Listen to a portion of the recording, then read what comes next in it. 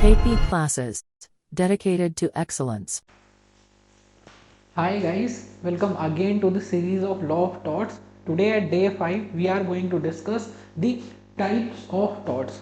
जब हम law of thought की बात करते हैं तो इसमें किस किस टाइप के थॉट्स आते हैं, उनकी क्या क्या कैटेगरी है, उनके बीच में क्या टेक्निकल डिफरेंसेस हैं, उन सभी चीज़ों को हम आज की क्लास में करने वाले हैं। जैसे हम एग्जाम्पल के लिए अगर हम बात करें तो आपके इंटेंशनल थॉट्स क्या होते हैं, उसमें फिर असॉल्ट, बैटरी, फॉल्स इम्प्रिजनमेंट, इनके बीच में क्या क्या डिफरेंसेस होते हैं, क्या क्या इनके एग्जाम्पल्स हैं, तो इन सभी चीज़ों का हम डिस्कशन करने वाले। लाइक फॉर एन एग्जाम्पल, जैसे अगर हम नेग्लिजेंस की बात करते हैं तो नेग्लिजेंस को कॉज करने के लिए क्या क्या इसेंशियल रिक्वायरमेंट्स होती हैं, तो उन सभी चीज़ों को लेकर के आज हम डे 5 पे ये डिस्कशन करने वाले हैं। We are not going to cover any of the case laws in this series, और रीज़न इज़ वेरी क्लियर, क्योंकि हम जो ये सीरीज़ कर रहे हैं ये क्लैट एग्ज़ाम से ओरिएंटेड है, और जो क्लैट एग्ज़ाम है उसमें आपका जो पैसेज है उसके लिए जो रिक्वायरमेंट होती है वो हमें लीगल लैंग्वेज को समझने की रिक्वायरमेंट होती है। It's not about case laws और इट्स नॉट अबाउट सेक्शन और आर्टिकल और एनी अदर थिंग। तो उसी चीज़ को ध्यान में रख के today at day 5 we are going to cover types of torts. ये अगेन आपका इस सीरीज़ का एक इम्पॉर्टेंट वीडियो रहने वाला है। लेकिन before going ahead I again, we have done this so many times, अगर अभी भी आपने इस चीज़ को ध्यान में नहीं दिया है so this is something you can look for, कि अगर जो भी ये जितने भी आपके लीगल रीजनिंग के सब्जेक्ट्स हैं उनको हम यूट्यूब पे कवर करने वाले हैं free of cost. Along with that will be getting practice sessions in this series. और उसके बाद अगर आपको ये पीडीएफ एक्सेस करनी है, if you want to revise all these things, you can go on the Play Store and there you can download KP exam prep app, and this is for the Android users, and if you are an iPhone user you need to use this org code ICO, and you will be getting access to this. And once you are going to open this dashboard, it will look like this, and once you click on these three dots and you are going on the free study material section, you will be getting so many things there. Suppose if you are studying in class 12th, you will be getting the free study material for commerce, science, humanities, all the streams, right? And then after that you will be getting free lectures of the same on the YouTube channel. So this is something which is complete roadmap for your journey of this CLAT examination, along with that the journey for your board examination. So this is an overview of we have already done the discussion on the team, and then after that this is the comprehensive study material for the CLAT exam. Chalo. So this is just an review of the courses that we are offering for all of you, for the benefit of you. Now we are going to talk about types of thought. अब देखो, अगर हम types of thought की बात करते हैं, इनको तीन ब्रॉडर कैटेगरी में डिवाइड किया है हमने, और इनको हम तीन अलग अलग वीडियोस में डिस्कस करेंगे, क्योंकि ये आपके एग्जाम का इंपॉर्टेंट टॉपिक रहने वाला है। तो अगर हम पहले पॉइंट की बात करते हैं, उसमें आपके थॉट आते हैं which are based on negligence, right? तो नेग्लिजेंस बेस्ड जो थॉट हैं उनके लिए क्या क्या इसेंशियल रिक्वायरमेंट्स हैं, इसको हम अपकमिंग वीडियो में कवर करेंगे। इसको हम नेक्स्ट वीडियो में एट डे 6 कवर करेंगे। आज की वीडियो में हम कवर करने वाले हैं आपके इंटेंशनल थॉट्स क्या क्या होते हैं, जिसमें जैसे आपका एग्जांपल होगा false imprisonment, intentional infliction of emotional distress, invasion of privacy, defamation, product disappointment, then wrongful interference with the contracts, trespass, right, like these, right? So we are going to cover all these intentional thoughts, right? Intentional thought, as it is very evident from the name itself, that when there is intention involved to commit a thought. And then after the third category and the most important category is going to be strict liability thoughts, जिसमें हम आपका strict liability करेंगे और उसके बाद हम absolute liability करेंगे इन दी next video. तो आज की जो क्लास रहने वाली है that is completely oriented on the intentional thoughts. तो जब हम इंटेंशनल थॉट की बात करते हैं, here the definition of the same is given, that in order to commit an intentional thought, some action must be done with a purpose. There must be an intention to commit an act. Now already I have told you this when we are saying intentional thought, that means there is intention involved. So here it says some action must be done with a purpose. There must be intention to commit an act. For example, welfare of the society, it is generally assumed that no one should attack the other person intentionally. For example, if you hit a person with an iron rod on the head, there was an intention to cause injury to that person in a particular way. Now here one example is given. Now suppose you are hitting somebody with a rod, you are hitting somebody with a knife, right? So this is what, this is you are causing an injury with a weapon in your hand, So that means there is intention involved. You are having a particular purpose in your mind. So these kind of thoughts are called as intentional thoughts. So now if we are going to discuss more about it, intentional thoughts include like battery, and then after that your assault. Now we are going to understand, first of all we'll be understanding battery, then we'll be understanding assault, then we'll be understanding the differences between them. Now what do we understand by battery? Now those who are doing this law of thoughts for the first time, they must be thinking that battery is something which is related to electricity. When we are sort of electricity, we use the batteries, but this is not that. When we are talking in terms of law of thought, battery is a term which is used for the physical injury, right? Now suppose there is an intention involved, right? This is an intentional act and you are hitting somebody, right? You are actually hitting somebody, so this is called as battery, right? Now when I'm saying hitting, that does not mean you are going to fire on somebody, right? Hitting means suppose you are slapping someone, you are hitting someone with a stick. So these all are the example of battery in terms of thought. Here the definition is given: when some force is applied physically to the body of another person in an offensive manner which causes some harm is called a battery. That means there is what? There is when some force is applied physically. So this physical force, this element is very much necessary to constitute the thought of battery. Physical force should be there, right? So here this says in the first line, when some force is applied physically to the body of another person in offensive manner which causes some harm is called battery, right? So for battery is what? When some physical harm is being caused. Now battery constitutes the offensive touching which is not consented by the other party, right? That means there is no consent taken from the, although it's very obvious to understand, if you are hitting somebody, the person in front of you haven't given consent for the same.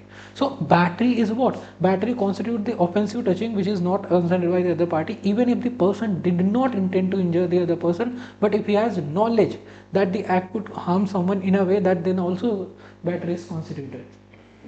That means here it is not required that I wanted to injure him in that way, right? But I had knowledge, I only had knowledge that my act can result in these consequences. Only if I have the knowledge, that means I have committed battery, I have committed the tort of battery.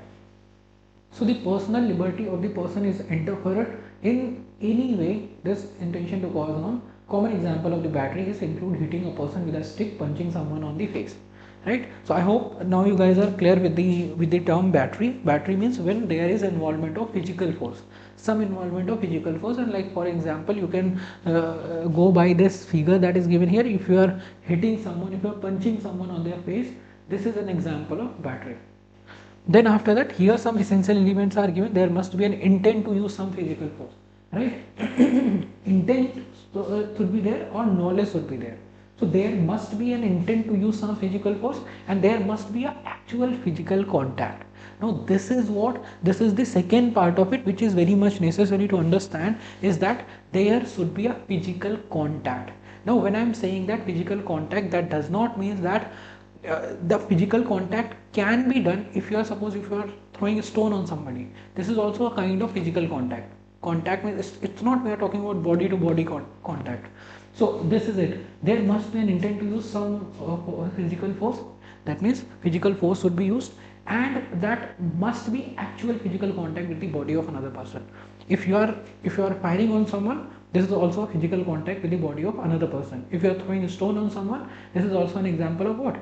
You are physically harming someone with the making physical contact. There must be some harm, and because of your act, there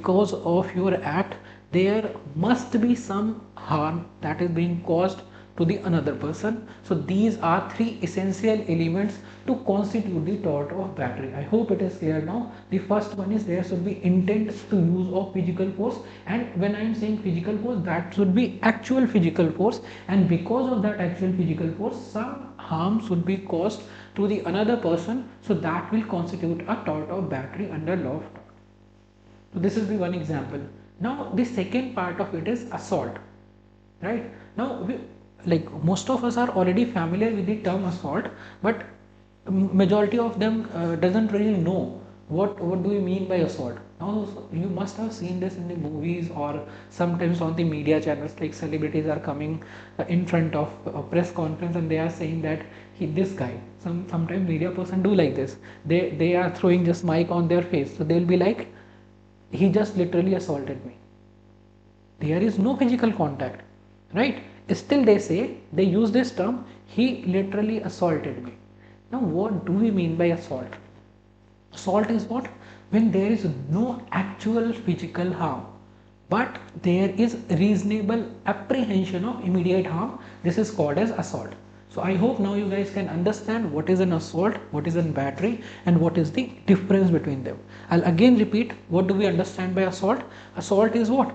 Assault is the when there is only apprehension of immediate harm, when there is no direct physical harm being caused to the other person, when there is only apprehension of harm is there. So this is called as assault. Like for an example, a person makes a flinch but does not actually punch. Now I am making punch like this and I am not actually punching it. I am just creating a apprehension of immediate harm. This is called as assault.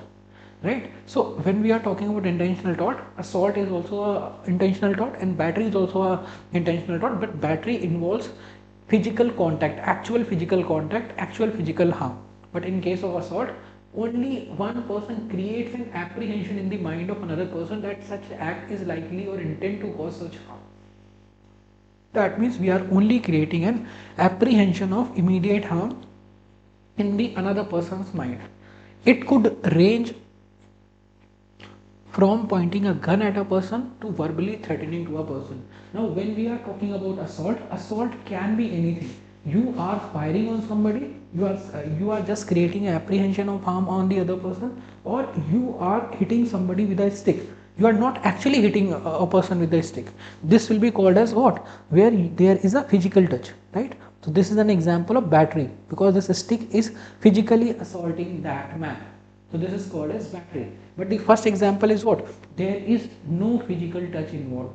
So it is being done just to create a apprehension of fear in the mind of another person. So this is called as assault. I hope you know that now.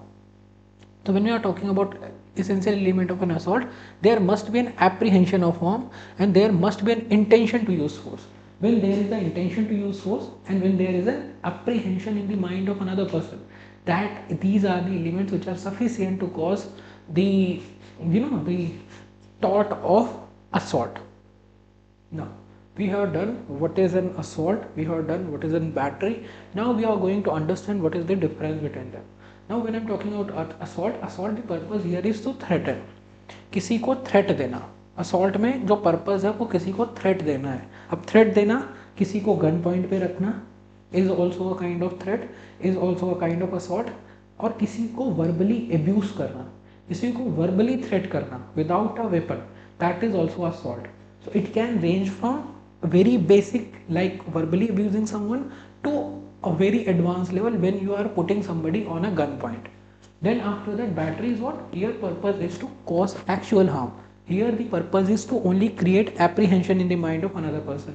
Then in assault there is no physical contact, in battery there is a physical contact, and the example for the same is given. You are only pointing a stick towards a person. This is an example of assault, and when you are talking about battery, you are actually hitting a person with a stick. So this is called as battery. I hope now it's clear. So till now we are covering intentional tort, where we have understood what is a battery, what is an assault, and what is the difference between them.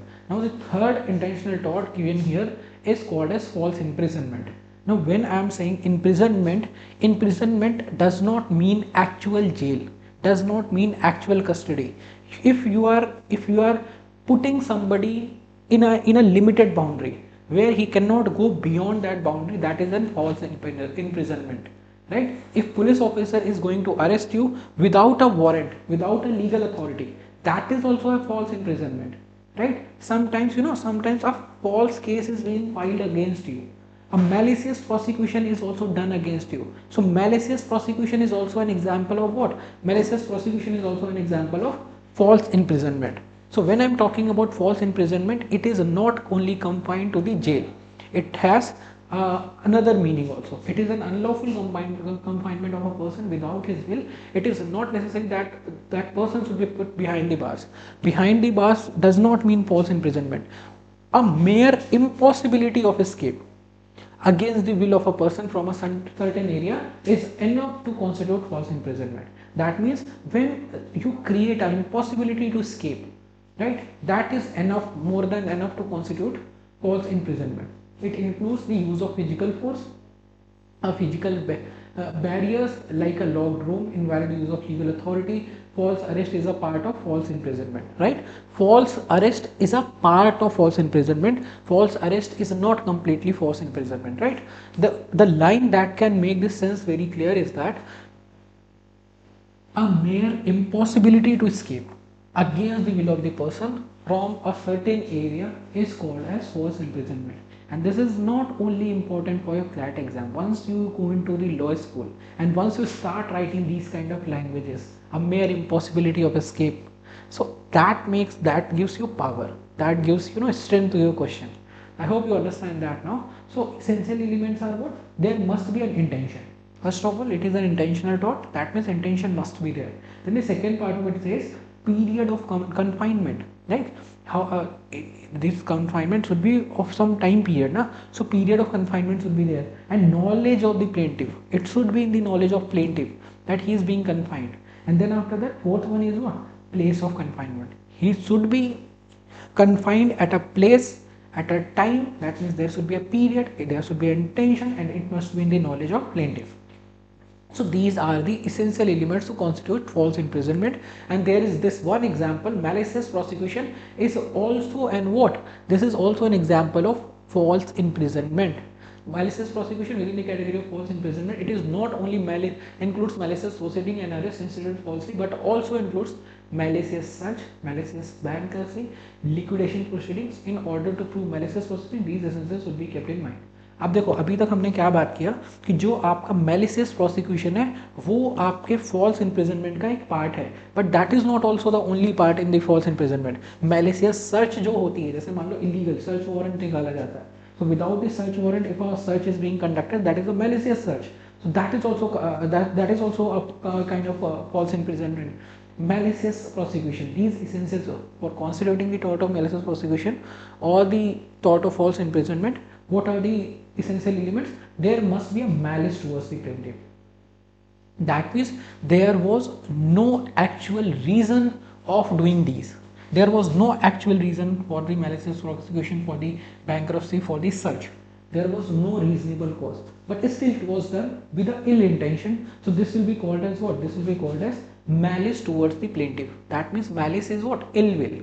When we are talking about goodwill, goodwill is a different thing. Malice means when you are having ill will towards the plaintiff, the absence of reasonable cause. It is being defined in the very second line, that there is no reasonable cause to conduct the prosecution or to conduct the bankruptcy or search.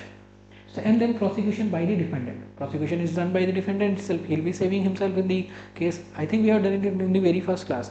There are two sides in a civil suit. One will be plaintiff who is filing a complaint, and the other one is going to be what? Other one will be a defendant who is defending himself in the case. So here it says prosecution by the defendant. So prosecution is by the defendant. He is being prosecuted by the defendant. This is the third essential element. And damage was suffered by the plaintiff as a result of prosecution. And because of the act of prosecution, some damage was suffered by the plaintiff. So these are the essential element to constitute malicious prosecution, which is also a kind of false imprisonment. So you can write a very good answer in a descriptive manner if it is being asked related to define what is an intentional tort. Intentional tort means where intention is involved to cause some actual harm. So this is called as intentional tort, and the examples are going to be battery, then assault, then false imprisonment. Then you can write about what is in battery, what is in assault, what is the difference between them, and then after that malicious prosecution, that is coming under the false imprisonment, and what kind of things it covers. So all of that you can do. Then now here it says trespass. Trespass is also what? Trespass is also an example of intentional tort. Now when we are going to read this language, it says it is an intentional unreasonable invasion of the property. Like we have already done in the initial part when we were talking about the intentional tort. It is what? It is also an unreasonable invasion of the property. Now you must have heard this term before called as trespass. You must have heard this term in the movies where this term is being used, that you are trespassing my property. That means you are entering into my property without my permission. So this is called as trespass. Now if somebody is coming to your home, if somebody is entering into your property and they are literally damaging your property, so now that is an example of what? That is an example of crime. Now somebody is coming to your property and they're stealing something from your home. That is also an example of crime. But when somebody is coming to your home and they are not damaging your property, they are just coming into your property without your permission, then they are going out. So this is an example of trespass, which is also a kind of intentional tort. So here it says, the unreasonable interference can cause harassment or harm to the other person, no matter how slight it is. Right? Somebody is coming to your home, may cause damage, may not cause damage. It does not matter. The gravity does not matter. It does not matter how slight the harm is.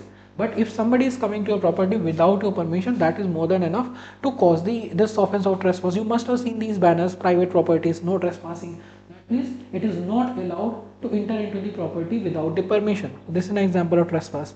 Now trespass can be of any kind. This is trespass to the property.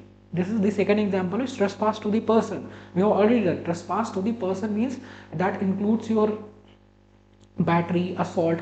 These are the example of trespass to the person. And then after that, moving ahead, trespass to the land, we have already done it in the first part. When you are trespassing the property of the other person, you are trespassing the building of the other person. So these are the example of trespass to the land. Unlawful interference to the land of some other person is the cause of trespass to the land. Then after that, trespass to the chattels. When we are talking about trespass to the chattels, we need to understand what are the chattels, right? There is a trespass to the chattel as there was an intention to take the books. Now chattels generally refers to the movable goods. Now if for an example here it is given, there is a car. Now somebody is trying to open your car. That is what? That is an example of trespass to the chattels. Let's read the language. It says, also referred as the trespass to the personal property or goods. Goods means what? Which are movable in nature. So it is the interference or the unauthorized use of person's lawful possession of property without their permission. So these are what? Like for an example, when you are talking about trespass to the property, that covers trespass to the land, trespass to the home, trespass to the building, right? Now when we are talking about trespass to the body or the person, trespass to the person means it covers battery, assault, false imprisonment. When we are talking about trespass to the land, we have done that. Then after that, trespass to the chattels. Now it covers movable goods. It covers goods and the property, personal property. So here it said chattel can be referred as personal property whether moving or not, but it does not apply to land or real property. Right? When I am saying these, when we are talking about movable goods, that means it can be movable, it may not be movable, but it does not apply to land or the real property, right? Except for land. When I am saying movable goods, it may be movable, it may not be movable, but it cannot apply to the land or the real property. Then after that it says, for example, two friends were studying together. दो friend हैं, वो साथ में पढ़ते हैं, and after they were done with their studies, one of friend took the book of the another, assuming this is his book. This is a trespass to the chattel as there was an intention to take the book. तो ये क्या है? ये एक तरह का trespass to the chattel, जैसे एक कार के साथ हो गया. तो this is an example of trespass to the chattel. फिर उसके बाद आपका आ जाता है डिफेमेशन. डिफेमेशन को अब हमें अच्छी तरीके से समझना है. Defamation is something we are already familiar with. Defamation क्या होता है? जब किसी भी पर्सन को आप डिफेम करते हो, आप उसकी वैल्यू कम करते हो in the mentality of the people, right? Suppose you are publishing a article against the company, that is not true in nature, but it will create some consequences for the company. Company is going to suffer some loss because of this accusation that you are making. So if it is not true, that is called as defamation. It is an injury or harm caused to the reputation, goodwill or character of the person. किसी भी person की reputation, goodwill और character को assassinate करना is an defamation. अब यहाँ पे दो टाइप दे रखे हैं, एक आपका हो गया libel, एक हो गया आपका slander, right? तो जब आपका defamation रिटन फॉर्मेट में किया जाता है तो हम उसको बोलते हैं लाइबल, और जब आपका जो डिफेमेशन है वो वर्बली किया जाता है तो उसको हम बोलते हैं स्लैंडर, राइट? इन चीज़ों को आपको ध्यान रखना है when I am talking about defamation. चलो, तो इसमें एक आपकी हो गई कैटेगरी जिसको हम बोलते हैं लाइबल, और दूसरी आपकी कैटेगरी हो गई जिसको हम बोलते हैं स्लैंडर। अब लाइबल क्या होता है? When you are doing defamation in a permanent format, right? And I'm saying writing does not means only you are writing by pen and paper. It means that it should be in the permanent format. Slander means what? When you are defaming someone in the communication, in the mode of communication. Now, like for an example, let's read the language. It says publication of a false statement which is likely to cause the harm of the reputation of the another person. Right? Publication is required. Publication means it should come into the notice of the third party. It must be in the printed form. For an example, writing pictures, cartoons, etc., where the false spoken statement result in the eloping the reputation of the another person, then it is a slander, right? When only spoken statement is there, false spoken statement is there, so that is an example of slander. But when it is done in the written format, when it is done in the form of writing, pictures, cartoons, statues, so that will be called as libel. Now, what are the essentials of a defamation? It should be false, it should be written, it should be defamatory, and it must be published. So this is what? This is to constitute a statement was libelous. Libelous, right? Libelous means what? It was in the written format, it was defamatory, it was false, and it was published. But for the slander, it is only including the false spoken in statement which is being published. Like when I am saying publication means what? कि वो third party की knowledge में आ गया, right? It is being spoken in front of the third party.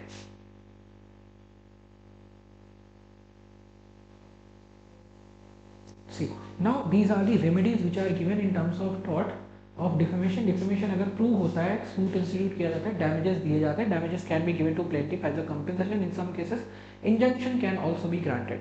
Injunction क्या है कि जो आपने डिफेमेशन किया है आपको उसको बंद करना है. आप समझ गए? इंजंक्शन मीन्स किसी ऑन गोइंग चीज पे फुल स्टॉप लगाना. This is a remedy that is being given in the law of tort. तो इंजंक्शन मीन्स किसी भी ऑन गोइंग चीज को फुल स्टॉप लगाना, that is called as injunction. So it can also be granted to restrain certain publication because of which a person has apprehension of being defamed. Some of the defenses to the defamation are, अब देखो ये क्या होगा, defences to the defamation. अब ये defences का chapter हम अलग से करेंगे कि लॉ ऑफ टॉर्ट में हम कौन कौन सा डिफेंसेस ले सकते हैं. लेकिन डिफेमेशन में आपके क्या क्या डिफेंसेस हो सकते हैं. Suppose somebody is making an allegation against me that Prabhat has defamed somebody. So what are the defenses I can take? कैसे मैं अपने आप को डिफेंड कर सकता हूँ कि मैंने डिफेमेशन नहीं किया. सबसे पहले ट्रू रिपोर्ट वॉज पब्लिश्ड, कि अगर मैं सच बोल रहा हूँ, सच बोलना डिफेमेशन नहीं है, उससे आपको कितना भी नुकसान हो जाए. If I am giving the true information, right information, this is not an defamation. When the case has been decided by the court, it is not defamatory to express any opinion on the merit of the case in good faith.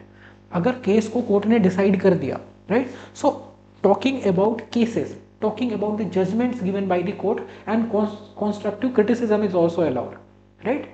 But the behavior of judge should not be decided, right? You cannot discuss the conduct of the judges, you cannot discuss the character of the judges.